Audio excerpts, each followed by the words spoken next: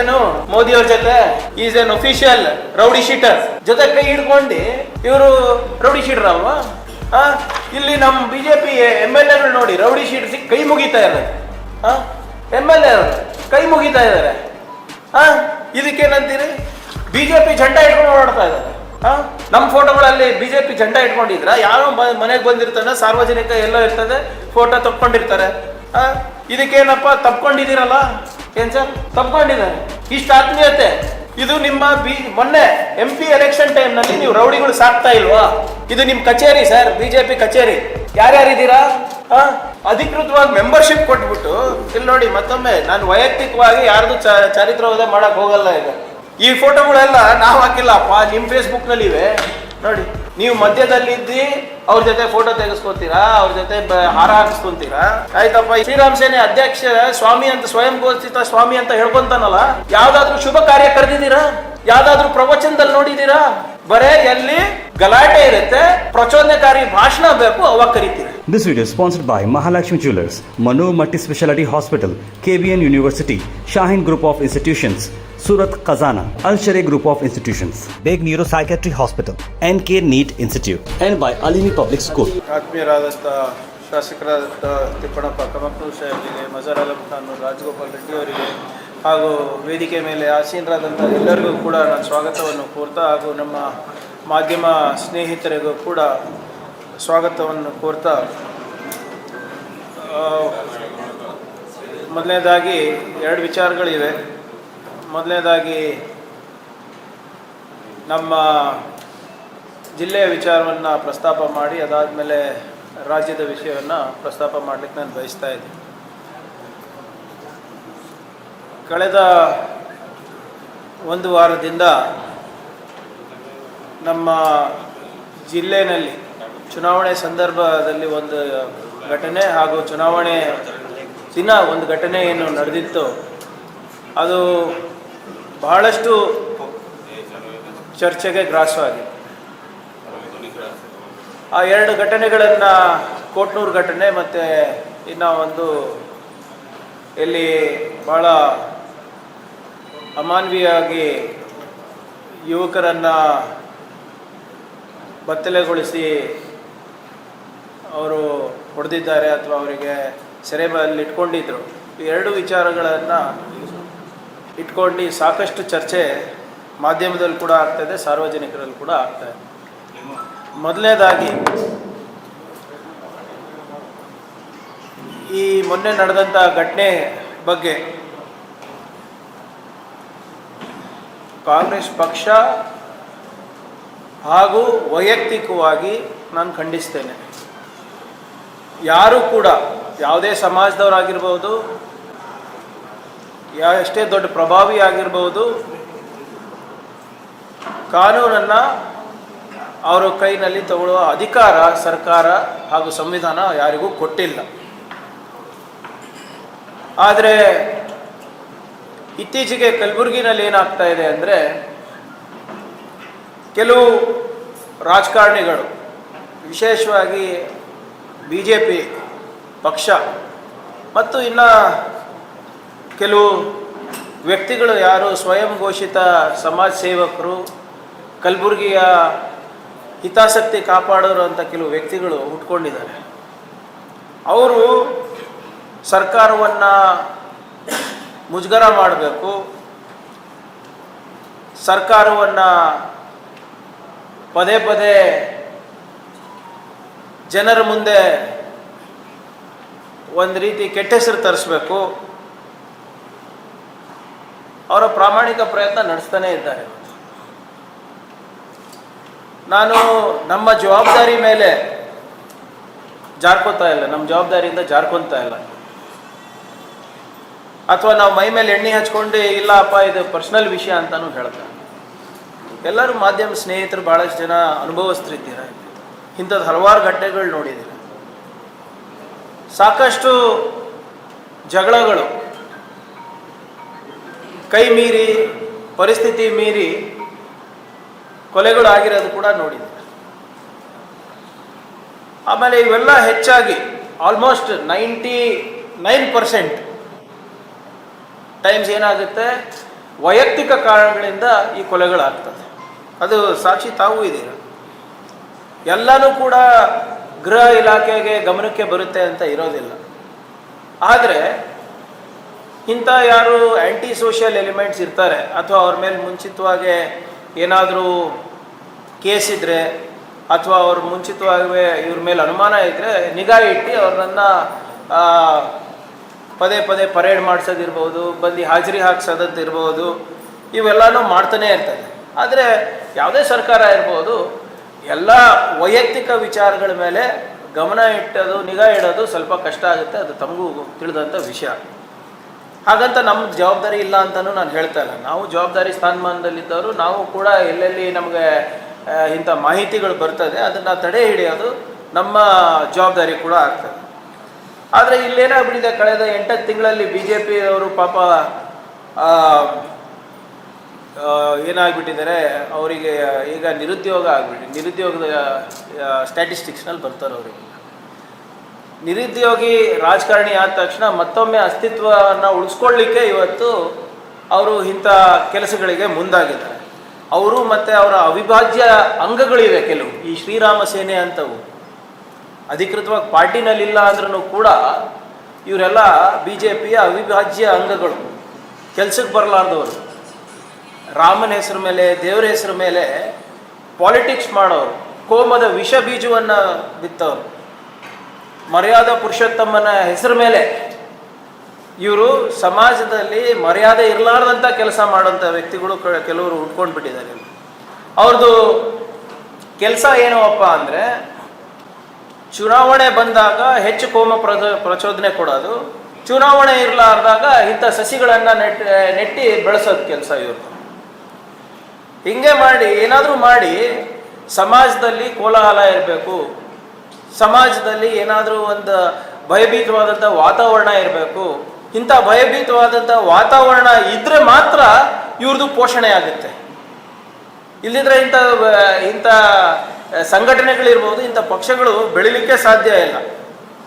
ಸಮಾಜಕ್ಕೆ ಬೆಂಕಿ ಹಚ್ಚಿದಾಗ ಮಾತ್ರ ಇವ್ರಿಗೆ ನೆಮ್ಮದಿ, ಸಮಾಜದಲ್ಲಿ ಅಶಾಂತಿ ಇದ್ದರೆ ಮಾತ್ರ ಇವ್ರಿಗೆ ನೆಮ್ಮದಿ, ಸಮಾಜದಲ್ಲಿ ಒಂದು ರೀತಿಯಾದಂಥ ಭಯಭೀತವಾದಂಥ ವಾತಾವರಣ ಇದ್ದರೆ ಮಾತ್ರ ಇವರು ರಾಜಕೀಯವಾಗಿ ಬೆಳಿಬೋದು ಅಂತ ಇವ್ರದ್ದೊಂದು ಕಲ್ಪನೆ ಇದೆ. ಅವರು ಏನು ಸ್ಕ್ರಿಪ್ಟ್ ಬರೆದು ಕೊಡ್ತಾರೆ, ಅವ್ರೇನು ತಾಳ ಹಾಕ್ತಾರೆ, ಅವ್ರೇನು ರಾಗ ಎಳಿತಾರೆ, ಅದ್ರ ತಕ್ಕಂಗೆ BJP ನಾಯಕರು ಕುಣಿತಾರೆ.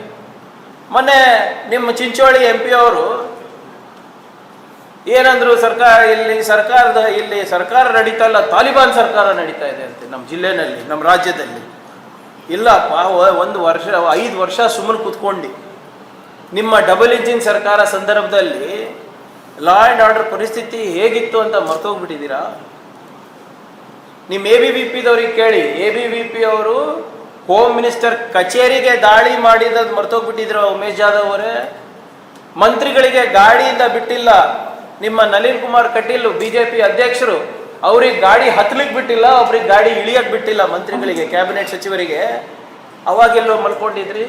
ನಮ್ಮ ಜಿಲ್ಲೆಗೆ ಒಬ್ಬ ಡಿಸ್ಟ್ರಿಕ್ಟ್ ಇನ್ಚಾರ್ಜ್ ಮಿನಿಸ್ಟರ್ ಇರಲಿಲ್ಲ ನಿಮ್ಮ ಅವಧಿನಲ್ಲಿ, ಅವಾಗ ನೀವು ಸುಮ್ಮನಿದ್ರಲ್ಲ. ಅವಾಗ ಯಾವ ಸರ್ಕಾರ ನಡೀತಾ ಇತ್ತು? ಅವಾಗ ಯಾಕೆ ಬಾಯಿ ಬಿಚ್ಚಿಲ್ಲ? ನಮಗೆ ಒಂದು ಮಂತ್ರಿ ಸ್ಥಾನ ಕೊಡಿ, ಮಂತ್ರಿ ಸ್ಥಾನ ಕೊಟ್ಟರೆ ನಮಗೆ ಇಲ್ಲಿ ನಮ್ಮ ಜಿಲ್ಲೆಗೆ ಒಳ್ಳೇದಾಗುತ್ತೆ. ದೊಡ್ಡ ಜಿಲ್ಲೆ ಇದೆ, ಹೆಡ್ ಕ್ವಾರ್ಟರ್ ಇದೆ, ರೀಜನಲ್ ಹೆಡ್ ಕ್ವಾರ್ಟರ್ ಇದೆ. ನಮಗೆ ಇಲ್ಲಿ ಒಂದು ಮಂತ್ರಿ ಸ್ಥಾನ ಕೊಟ್ಟರೆ ಇಲ್ಲಿ ನಾವು ಕಾನೂನು ಸುವ್ಯವಸ್ಥೆ ಜೊತೆಗೆ ನಾವು ಅಭಿವೃದ್ಧಿನೂ ಮಾಡ್ಬೋದು ಅಂದ್ಬಿಟ್ಟು ನೀವೇನು ಮಾಡಿದ್ರಿ? ನಿಮ್ಮ ಕಾಲದಲ್ಲಿ ಎಲ್ಲ ಹುದ್ದೆಗಳನ್ನು ಮಾರಾಟಕ್ಕಿಟ್ಟಿದ್ರಿ. DC ಪೋಸ್ಟಿಂದ ಹಿಡ್ಕೊಂಡು ಒಬ್ಬ ಪಿಯೋನ್ ಪೋಸ್ಟ್ ತನಕ ಮಾರಾಟಕ್ಕಿಟ್ಟಿದ್ರಿ. ಮೊನ್ನೆ ಏನೋ ಹೇಳಿದ್ರು, ಕಮಿಷನರ್ ಎಲ್ಲ ಕಾಂಗ್ರೆಸ್ ಆಳ್ಮಕ್ಳು ಅಂತೆ, ಯಾವ ಕೆಲ್ಸಕ್ಕೆ ಬರಲ್ಲ ಅದು ಅಧ್ಯಕ್ಷ. ಕಮಿಷನರ್ ಇದೆ, ಸರ್ಕಾರ ಎಲ್ಲ ಮಾರಾಟಕ್ಕೆ ಇಟ್ಬಿಟ್ಟಿದ್ದೀವಿ ಅಂತೆ. ನಿಮ್ಮ ಅವಧಿನಲ್ಲಿ ತೋರಿಸಲ ವಿಡಿಯೋಗಳು, IPS ಆಫೀಸರ್ಸು ಬಾರ್ಗಳಿಗೆ ಹೋಗಿರೋದು ನಿಮ್ಗೆ ಗೊತ್ತಿದೆ ಸರ್. ಬಾರ್ಗಳಿಗೆ ಹೋಗಿದ್ದಾರೆ 9 ಗಂಟೆ, ರಾತ್ರಿ 9 ಗಂಟೆಗೆ ಹೋಗಿ ವೈನ್ ಶಾಪನ್ನು ಜಬರ್ದಸ್ತಿ ಮುಚ್ಚಿಸಿ ಬಾಟ್ಲ್ ತಗೊಂಡು ಹೋಗಿರೋ ವಿಡಿಯೋಗಳಿವೆ. ತೋರಿಸ್ಲಾ ನಿಮಗೆ ಉಮೇಶ್ ಜಾಧವ್ ಅವರೇ? ಕಲಬುರಗಿನಲ್ಲಿ ನಿಮ್ಮ IPS ಆಫೀಸರ್ಸು, ರೌಡಿ ಶೀಟರ್ಸ್ ಮನೆಗೆ ಹೋಗಿ ಊಟ ಮಾಡ್ಕೊಂಡಿರೋ ಫೋಟೋಗಳಿವೆ. ತೋರಿಸ್ಲಾ ನಿಮಗೆ? ನೀವು ಜೊತೆಗಿದ್ದೀರಾ, ಮರ್ತೋಗ್ಬಿಟ್ಟಿದ್ರಾ? ಇವತ್ತು ಇವರು ದಾಖಲೆ ಇಟ್ಟು ಮಾತಾಡಿ, ತೊಂದರೆ ಇಲ್ಲ. ತಾಲಿಬಾನ್ ಸರ್ಕಾರನ ನೋ ಪ್ರಾಬ್ಲಮ್, ಮಾತಾಡಲಿ. ಮೊನ್ನೆ ಕಮಿಷನರ್ ಅವರೇ ತಮಗೆಲ್ಲ ಮಾಹಿತಿ ಒಂದು ಕೊಟ್ಟಿದ್ದಾರೆ. ನಾನು ಹೆಚ್ಚೇನು ಅಂದರೆ ಮಾಹಿತಿ ಏನಿದೆ ಅಂದರೆ ಅವರ ಸರ್ಕಾರದಲ್ಲಿರುವಂಥ ಅಂಕಿಅಂಶಗಳು ಮತ್ತು ನಮ್ಮ ಕಳೆದ 10 ತಿಂಗಳಲ್ಲಿ 1 ವರ್ಷದಲ್ಲಿ ಇರುವಂಥ ದತ್ತಾಂಶಗಳನ್ನು ತಮಗಾಗಲೇ ಕೊಟ್ಟಿದ್ದಾರೆ. ತಾವು ಕೂಡ ಮೊನ್ನೆ ಪ್ರಿಂಟ್ ಮಾಡಿದ್ದೀರಿ. ನಾನು ಹೆಚ್ಚು ಓದಲಿಕ್ಕೆ ಹೋಗೋದಿಲ್ಲ. ಇವೆಲ್ಲನೂ ದಾಖಲೆಗಳು ತಮ್ಗೆ ಕೊಡ್ತೀನಿ. ನಿಮಗೂ ಆಗಲೇ ಕಮಿಷನರ್ ಅವರು ಒಂದು ಸರಿ ಕೊಟ್ಟಿದ್ದಾರೆ ಅಂತ ಮೊನ್ನೆ ಪತ್ರಿಕೆಯಲ್ಲಿ ನಾನು ನೋಡಿದೆ.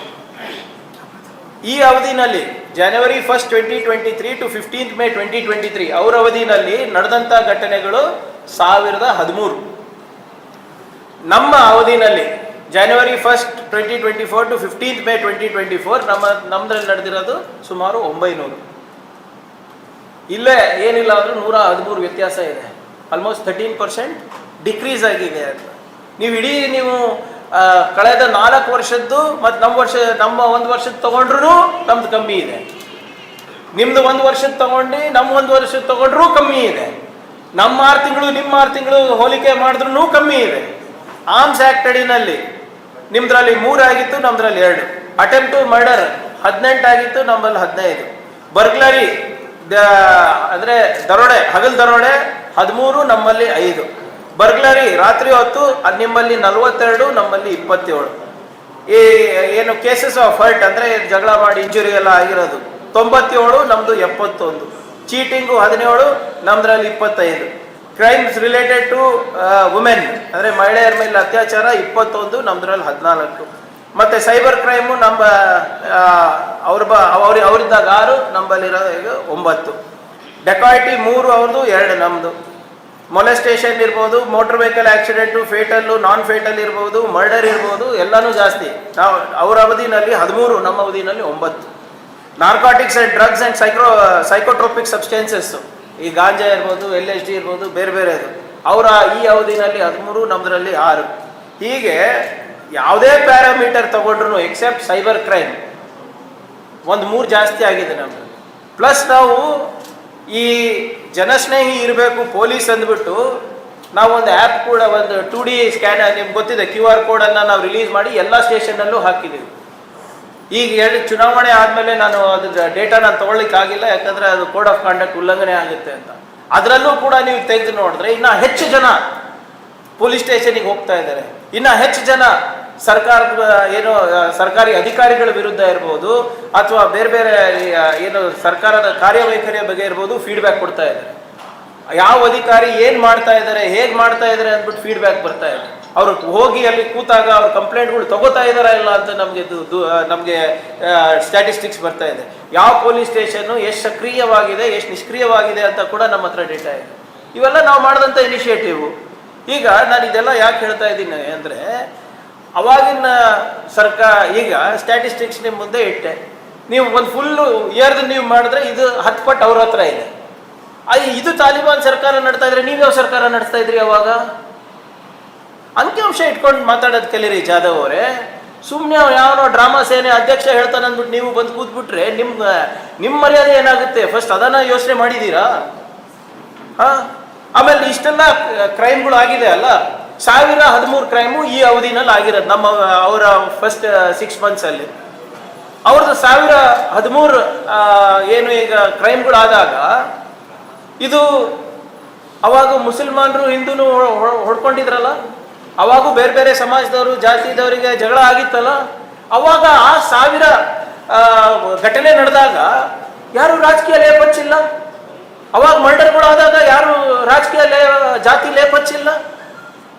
ಯಾರು ಕೂಡ ಈ ಜಾತಿನ ಅನ್ಸತ್ತ ಆ ಜಾತಿ ಅನ್ಸತ್ತ ಅಂತ ಯಾರು ಹೇಳಿಲ್ಲ. ಎಲ್ಲರೂ ವೈಯಕ್ತಿಕವಾಗಿ ದೋಸ್ತರಿದ್ರು. ಈ ಪ್ರಕರಣದಲ್ಲೂ ಕೂಡ ಅವರಿಬ್ಬರು 7 ವರ್ಷದಿಂದ ಫ್ರೆಂಡ್ಸ್. ಏನೋ ಗಾಡಿ ತಗೊಳ್ಳಕ್ಕೆ ಜಗಳ ಆಗಿದೆ, ಅದಾದ್ಮೇಲೆ ಏನೋ ಆಗಿರೋದು ಅಮಾನವೀಯ ಇದೆ, ಅದಾಗಬಾರ್ದು. ಅವ್ರಿಗೆ ರೆಸ್ಕ್ಯೂ ಮಾಡಿದ್ದು ಸರ್ಕಾರನೇ. ಯಾವಾಗ ನಮ್ಗೆ ಒಂದು ಟಿಪ್ ಆಫ್ ಬಂತು ಹಿಂಗೆ ನಡೀತಾ ಇದೆ ಅಂದ್ಬಿಟ್ಟು ನಮ್ಮ ಸಿಬ್ಬಂದಿಗಳೇ ಹೋಗಿ ಅವರಿಗೆ ರೆಸ್ಕ್ಯೂ ಮಾಡಿರೋದು. ನಾನು ಅಂಥದ್ದು ಘಟನೆಗಳಿಗೆ ನಾನು ಸಮರ್ಥನೆ ಮಾಡ್ಕೋತಾ ಇಲ್ಲ. ಆದರೆ ಇವಾಗ ಯಾಕೆ ಇದು ಜಾತಿ ಬರ್ತಾ ಇದೆ? ಎಲ್ಲಿ ಏನೇ ಘಟನೆ ಆದ್ರೂ ಕೂಡ ಈಗ ಯಾರೋ ಒಬ್ರು ಪರಸ್ಪರವಾಗಿ ಪ್ರೀತಿ ಮಾಡಿರ್ತಾರೆ, ಜಾತಿ ನೋಡಿ ಪ್ರೀತಿ ಮಾಡಿರಲ್ಲ, ಅವಾಗ ಏನೋ ಒಂದು ವೈಯಕ್ತಿಕ ವಿಚಾರಕ್ಕೆ ಜಗಳ ಆಡ್ಬಿಟ್ರೆ ಅದಕ್ಕೆ ಜಾತಿ ತರೋದು ಬಿಜೆಪಿಯವರು. ಇದು ಹೊಸ ಪದ್ಧತಿ ಪ್ರಾರಂಭ ಆಗಿದೆ. ಅವಾಗ 1000 ಕ್ರೈಮ್ಗಳು ಏನಾಗಿತ್ತು, ಅವಾಗ ಯಾಕೆ ಜಾತಿ ಬಂದಿಲ್ಲ? ಅವಾಗೆಲ್ಲ ಹೋಗಿದ್ರಿ? ಅವಾಗೂ ಹಿಂದೂ ಜನರ ಮೇಲೆ ಅತ್ಯಾಚಾರ ಆಗಿರ್ಬೋದು, ಅಥವಾ ಬೇರೆ ತುಳಿತಕ್ಕೆ ಒಳಗಾಗಿರುವಂಥ ಸಮಾಜ ಮೇಲೆ ಅತ್ಯಾಚಾರ ಆಗಿರ್ಬೋದು, ನಿಮ್ಮ ಕಾಲದಲ್ಲೂ ಅಟ್ರಾಸಿಟಿ ಆಗಿರ್ಬೋದು. ಅವಾಗ ಯಾಕೆ ನ್ಯಾಯ ಕೊಡ್ಸಕ್ಕೆ ಬೀದಿಗೆ ಬಿದ್ದಿಲ್ಲಪ್ಪ ನೀವೆಲ್ಲ? ನಿಮ್ಮದೇ ಸರ್ಕಾರ ಇತ್ತಲ್ಲ. ಅವಾಗ ಒಂದು ಕಾನೂನು, ಇವಾಗ ಒಂದು ಕಾನೂನಾ?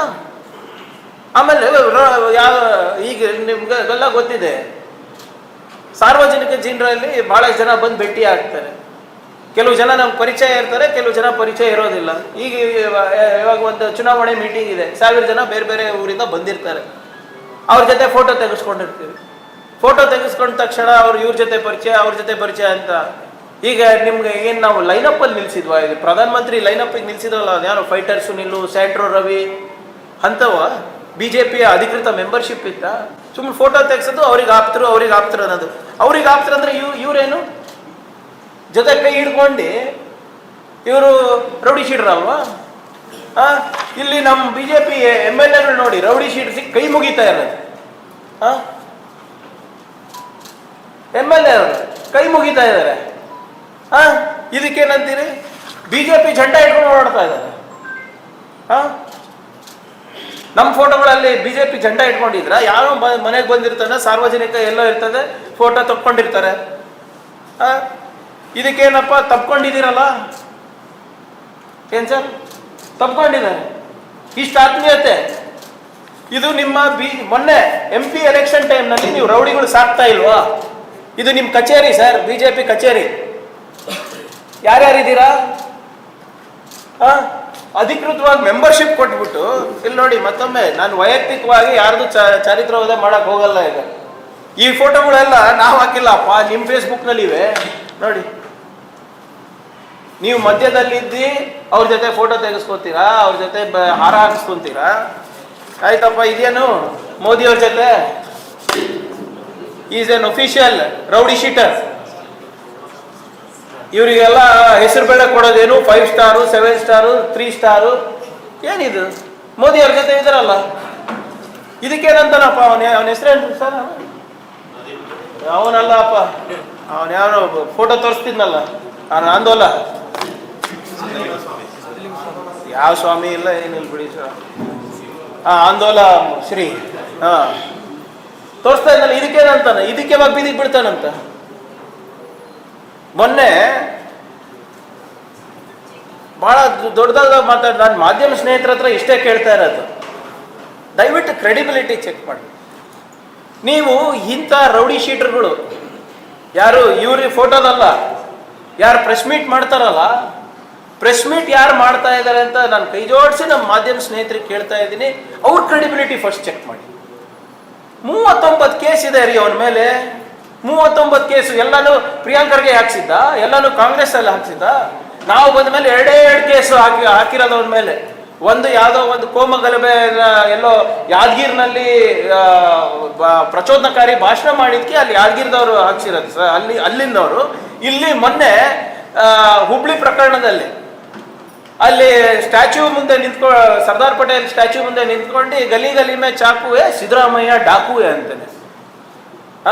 ಒಬ್ಬ ರಾಜ್ಯದ ಮುಖ್ಯಮಂತ್ರಿಗೆ, ಒಬ್ಬ ಹಿಂದುಳಿದ ವರ್ಗದ ಮುಖ್ಯಮಂತ್ರಿ ಯಾರು 15-16 ಬಜೆಟ್ ಕೊಟ್ಟಿದ್ದಾರೆ, ಅವ್ರು ಡಾಕು ಅಂತ. ನಿಂದೇನಪ್ಪ ಕ್ರೆಡಿಬಿಲಿಟಿ? ನಿನಗೆ ಹಕ್ಕು ಕೊಟ್ಟಿದ್ದಾರೆ, ಏನು ಪ್ರಜಾಪ್ರಭುತ್ವದಲ್ಲಿ ಮಾತಾಡಕ್ ಹಕ್ಕಿದೆ ಅಂದ್ರೆ ಬಾಯಿಗೆ ಬಂದಂಗೆ ಮಾತಾಡ್ತೀರಾ? ಅದ್ರ ಪಕ್ಕ ಯಾರು ನಿಂತಿರೋದು? ನಮ್ಮ MP, ಚಿಂಚೋಳಿ MP ಅವರು. ಒಬ್ಬ ಕುರುಬ ಸಮಾಜದ ಮುಖ್ಯಮಂತ್ರಿಗೆ ಬೈಬೇಕಾದಾಗ ಇವರು ಬಾಯಿ ಮುಚ್ಕೊಂಡು ನಿಂತಿದ್ರಲ್ಲ MP ಗಳು, ಅವಾಗೇನು ಅನ್ಸಿಲ್ವೇನ್ರಿ? ಯಾವಾಗ ನೀವು ಅಲ್ಲಿ ಬೇರೆ ಬೇರೆ ಸ್ಟೇಜ್ ಮೇಲೆ ವೇದಿಕೆಯಲ್ಲಿ ಮೈಕ್ ಸಿಕ್ಕಿದಾಗೆಲ್ಲ ಏನು ಹೇಳ್ತೀರಾ? ನನ್ನ ರಾಜಕೀಯ ಗುರುಗಳು ಸಿದ್ದರಾಮಯ್ಯ ಅವರು, ನನಗೆ ಅವಕಾಶ ಕೊಟ್ಟವರು ಸಿದ್ದರಾಮಯ್ಯನವರು, ನನಗೆ ರಾಜಕೀಯವಾಗಿ ಬೆಳೆಸಿದ್ದೇ ಸಿದ್ದರಾಮಯ್ಯ ಅವರು, ಧರ್ಮಸಿಂಗ್ ಅವರು ಅಂತ ಹೇಳಿದ್ರಿ. ಅವನು ಒಬ್ಬ ಥರ್ಡ್ ರೈಟ್ 30-40 ಕೇಸ್ ಇರೋನು ಅವನ್ ಶ್ರೀರಾಮ್ ಸೇನೆ ಅಧ್ಯಕ್ಷ ನಮ್ಮ ಮುಖ್ಯಮಂತ್ರಿಗೆ ಡಾಕು ಅಂತ ಹೇಳ್ತಾನೆ. ನಿಮ್ಮ ವೈಯಕ್ತಿಕ ಬೆಳವಣಿಗೆಗೆ ಕಾರಣಭೂತರಾದಂತಹ ವ್ಯಕ್ತಿಗೆ ಇರ್ತಾನಂದ್ರೆ ನೀವು ಮೌನವಾಗಿದ್ದೀರಾ? ನಿಮ್ಗೆ ಚುನಾವಣೆಗೆ ಅನುಕೂಲ ಆಗುತ್ತೆ ಅಂತ ಏನ್ ನಾಟಕ ನಡೆಸಿರಿ ಕಲಬುರಗಿನಲ್ಲಿ ಎಲ್ಲರೂ ಸೇರಿ? ಇವರಿಂದ 2-3 ಜನ ಏನ್ ವಾಟ್ ಇಸ್ ದ ಇದು ಹೇಳಿ? ಇದಕ್ಕೆಲ್ಲದಕ್ಕೂ ಕೂಡ ಕಮ್ಯುನಲ್ ಕಲರ್ ಹೆಂಗ್ ಬರ್ತಾ ಇದೆ ಸರ್? ನಾನು ನೇರವಾಗಿ ಕೇಳ್ತಾ ಇದ್ದೀನಿ. ಹೌದು, ಒಂದೆರಡು ಕಡೆ ನಮ್ಮ ತಪ್ಪು ಇರ್ಬೋದು, ಇಲ್ಲ ಅಂತ ನಾನು ಹೇಳ್ತಾ ಇಲ್ಲ. ನಮ್ಮ ಅಧಿಕಾರಿಗಳ ಲೋಪ ಇರ್ಬೋದು, ಇಲ್ಲ ಅಂತ ಹೇಳ್ತಾ ಇಲ್ಲ. ಹೋಲಿಕೆ ಮಾಡೋಣ. ಅವರ ಆಡಳಿತದಲ್ಲಿ ಏನಿತ್ತು, ನಮ್ಮ ಆಡಳಿತದಲ್ಲಿ ಏನಿದ್ದಾರೆ. ಅವ್ರನಲ್ಲಿ ಎಷ್ಟು ದಕ್ಷತೆಯಿಂದ ಮಾಡ್ತಾ ಇದ್ರು ಅಧಿಕಾರಿಗಳು, ನಮ್ಮಲ್ಲಿ ಎಷ್ಟು ದಕ್ಷತೆಯಿಂದ ಮಾಡ್ತಾ ಇದ್ದಾರೆ. ಬಾಯಿಗೆ ಬಂದಂಗೆ ತಾಲಿಬಾನ್ ಸರ್ಕಾರನ ಅದು. ಅವ್ನು ಯಾರು ಕೆಲಸ ಇರಲಾರ್ದು ನಿರುದ್ಯೋಗಿ ಸ್ವಾಮೀಜಿಗೆ ಕರೆಸ್ಬಿಟ್ಟು ಪ್ರೆಸ್ ಮೀಟ್ ಮಾಡಿಸೋದು, ನೀವು ಪಕ್ಕದಲ್ಲಿ ಕೂತ್ಕೊಳ್ಳೋದು. ಅವರು ಇಲ್ಲಿವರೆಗೂ ಸರ್ ಯಾರು ಒಳ್ಳೆ ಕಾರ್ಯ ಕರೆದಿರೋದೇ ನೋಡಿಲ್ಲ. ನೀವು ನೋಡಿರೇನ್ರಿ? ಇಲ್ಲಿವರೆಗೂ ಅವನ ಶ್ರೀರಾಮ್ ಸೇನೆ ಅಧ್ಯಕ್ಷ ಸ್ವಾಮಿ ಅಂತ, ಸ್ವಯಂ ಘೋಷಿತ ಸ್ವಾಮಿ ಅಂತ ಹೇಳ್ಕೊಂತಾನಲ್ಲ, ಯಾವ್ದಾದ್ರು ಶುಭ ಕಾರ್ಯ ಕರೆದಿದ್ದೀರಾ? ಯಾವ್ದಾದ್ರು ಪ್ರವಚನದಲ್ಲಿ ನೋಡಿದ್ದೀರಾ? ಬರೇ ಎಲ್ಲಿ ಗಲಾಟೆ ಇರುತ್ತೆ, ಪ್ರಚೋದನಕಾರಿ ಭಾಷಣ ಬೇಕು, ಅವಾಗ ಕರಿತೀರ. ಯಾರು ಕೂಡ ಬಿಜೆಪಿದವ್ರೆ ಅವ್ನಿಗೆ ಕೌಡೆಕಾಯಿ ಸ್ಕೀಮತ್ ಕೊಡಲ್ಲ. ಯಾವ್ದಾದ್ರು ಗೃಹ ಪ್ರವೇಶ ಕರೆದಿದ್ದೀರಾ? ಯಾವ್ದಾದ್ರು ಮದುವೆ ಮಾಡಿಸ್ಬೇಕಾದ್ರೆ ಪ್ರವಚನ ಕೊಡಕ್ ಮಾಡಿ, ಏನಾದ್ರು ಭಾಷಣ ಹೊಡೆಯಕ್ಕೆ ಕರೆದಿದ್ದೀರಾ? ಶುಭ ಕಾರ್ಯಗಳಿಗೆ ಇಂಥವ್ರು ಬೇಕಾಗಲ್ಲ ಸರ್. ಸಮಾಜದಲ್ಲಿ ಬೆಂಕಿ ಹಚ್ಚಕ್ ಮಾತ್ರ ಇಂಥವ್ರು ಬೇಕಾಗಿದೆ. ನಾವು ಸುಮ್ಮನೆ ಯಾಕಿದೀವಿ ಅಂದ್ರೆ ಇವತ್ತಿಲ್ಲ ನಾಳೆ ಸುಧಾರಣೆ ಆಗ್ತದೆ ಅಂತ. ಬಟ್ ಯಾಕೋ ನಾಯಿ ಬಾಲ ಡೊಂಕ್ ಅನ್ಸುತ್ತೆ. ನನಗೆ ಆಶ್ಚರ್ಯ ಏನಂದ್ರೆ, ಒಂದು ರಾಷ್ಟ್ರೀಯ ಪಕ್ಷದ ಮುಖಂಡರು ಇವ್ರ ಚಮಚಗಳಾಗಿ ಓಡಾಡ್ತಾ ಇದ್ದಾರೆ. ನೀವು ಅವರು ನಿಮ್ಮ ಜೊತೆ ಓಡಾಡ್ತಾ ಇಲ್ಲ, ನೀವು ಅವ್ರ ಚಮಚ ಆಗಿ ಓಡಾಡ್ತಾ ಇದ್ದೀರಾ. ನಿಮ್ಮ ಪಕ್ಷದ ಗೌರವ, ನಿಮ್ಮ ಗೌರವ, ನಿಮ್ಮ ಸ್ಥಾನಮಾನ, ನಿಮ್ಗೆ ಯಾರು ಜನ ಓಟ್ ಹಾಕಿರ್ತಾರಲ್ಲ ಅಂಥವ್ರದ್ದು ಮರ್ಯಾದೆ ಏನಾಗುತ್ತಪ್ಪ? ಆದ್ರಿಂದ ಬೊಮ್ಮಾಯಿಯವ್ರ ಹತ್ರ ಹೋಗಿದ್ರು ಇವರು. ಇನ್ನೊಂದು ಲಾಸ್ಟ್ ಹೇಳ್ಬಿಡ್ತೀನಿ. ಇದೇ ನಿಮ್ಮ ಶ್ರೀರಾಮ್ ಸೇನೆ ಅಧ್ಯಕ್ಷ ಅವ್ರ ಸರ್ಕಾರ ಆದಾಗ ಬೊಮ್ಮಾಯಿ ಹತ್ರ ಹೋಗಿದ್ರು ಸರ್. ಬೊಮ್ಮಾಯಿ ಹತ್ರ ಹೋಗ್ಬಿಟ್ಟು ಏನಂತಿದ್ರು ಗೊತ್ತಾ? ಪ್ರಿಯಾಂಕ್ ಅವ್ರಿಗೆ ಚಿತಾಪುರ್ನಲ್ಲಿ ಪಾಕಿಸ್ತಾನ್ ನಿರ್ಮಾಣ ಮಾಡ್ತಾ ಇದ್ದಾನೆ, ಪಾಕಿಸ್ತಾನ್ ಛೋಟಾ ಪಾಕಿಸ್ತಾನ್ ಮಾಡ್ತಾ ಇದ್ದಾನೆ ಅಂತ ಹೋಗಿ ಕಂಪ್ಲೇಂಟ್ ಮಾಡಿದ್ರು. ಕೌಡೆಕಾಯಿ ಸ್ಕೀಮತ್ ಕೊಟ್ಟಿಲ್ಲ ಬೊಮ್ಮಾಯಿ ಅವ್ರು. ಅದೇಂಗ್ರಿ ಸಾಧ್ಯ ಅಂದ್ಬಿಟ್ಟು ಕಳಿಸಿದ್ರು ಅವರಿಗೆ. ನಾನು ಅದಕ್ಕೆ ಡಿಫಮೇಷನ್ ಹಾಕಿದ್ದೆ. ಯಾಕಂದ್ರೆ ಒಬ್ಬ MLAಗೆ ಏನಂತ ಹೇಳ್ತಾ ಇದ್ದಾರೆ, ನಾನು ಆಂಟಿ ನ್ಯಾಷನಲ್ ಆಕ್ಟಿವಿಟೀಸ್ನಲ್ಲಿ ನಾನು ತೊಡಗಿದ್ದೇನೆ, ಸೆಡೇಷನ್ ಚಾರ್ಜಸ್ ನನ್ನ ಮೇಲೆ ಹಾಕಿದ್ದಾರೆ, ಅದಕ್ಕೆ ಹೇಗೆ ಹಾಕಿದ್ದೀರಾ, ಯಾಕೆ ಮಾಡಿದ್ದೀರಾ ಅಂತ ನೀವು ಬಂದು ಸಾಕ್ಷಿ ಕೊಡಿ ಅಂತ ಹೇಳಿದ್ಕೆ ಮಗ ಇನ್ನೂ ತನಕ ಬಂದಿಲ್ಲ. ಕೋರ್ಟ್ನಲ್ಲಿದೆ, ಕೊಡಿ ಸಾಕ್ಷಿ ಕೊಡಿ. ಹೆಂಗೆ ತಾಲಿಬಾನ್ ಸರ್ಕಾರ ನಡೆಸ್ತಾ ಇದೀವಿ ಇಲ್ಲಿ, ಹೆಂಗೆ ನಾವು ಛೋಟಾ ಪಾಕಿಸ್ತಾನ್ ಮಾಡ್ತಾ ಇದ್ದೀವಿ ಚಿತಾಪುರ್ನಲ್ಲಿ ತೋರಿಸಿ. ನಾನೇ ಆ ಮುಖದಮೆ ಹಾಕಿದ್ದೀನಲ್ಲ ನಿಮ್ಮ ಮೇಲೆ, ಯಾಕೆ ಹಿಂಜರಿತಾ ಇದ್ದೀರಾ?